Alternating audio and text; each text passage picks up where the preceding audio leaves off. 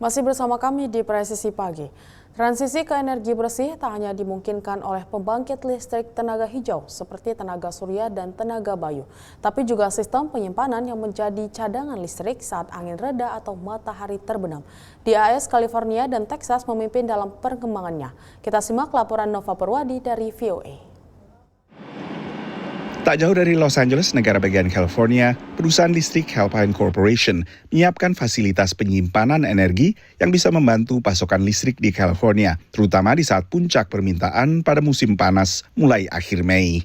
Fasilitas penyimpanan energi bernama Nova Power Bank berperan sebagai baterai raksasa. This plant will help stabilize the grid, especially reliability purposes. When people get home from work and they plug in their electric cars, they turn on their dishwashers and their air conditioners, there is a high demand for power. And at that same time, the sun's going down, there's not as much solar production. And so having something that saves the power from the middle of the day when there's low demand, moves it to a higher demand period, will help make the grid more resilient. It'll help prevent any sort of power interruptions that we've had in past years. Calpine adalah pemasok terbesar listrik tenaga gas dan geotermal di AS. Proyek ini memanfaatkan infrastruktur penyaluran yang sudah ada. One of the things that makes this project so unique and so great is the fact that it's in such close proximity, within a half a mile of one of the major valley substations for Southern California Edison. So with that close proximity, it can get back into a established substation and then redistribute it out back into the grid.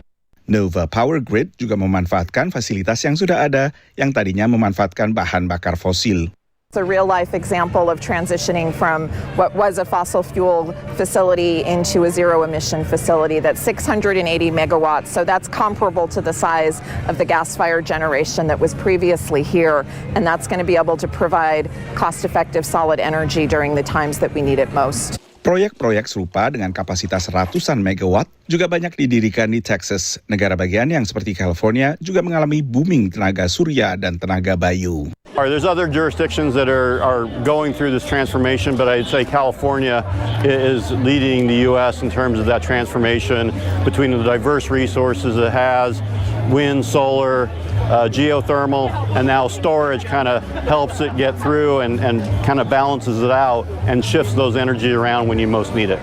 Proyek-proyek seperti ini diharap bisa membantu California mencapai target 100% listrik dari energi terbarukan pada 2045. Menurut perusahaan riset pasar Wood Mackenzie, pembuatan fasilitas untuk menyimpan energi dari energi terbarukan meningkat sekitar 98% pada 2023 dibandingkan tahun sebelumnya dan berpotensi untuk meningkat sedikitnya 30% selama 2024 ini. Dari Washington DC, saya Nova Purwadi dan tim VOA. Tetaplah bersama kami, Presisi Pagi akan segera kembali.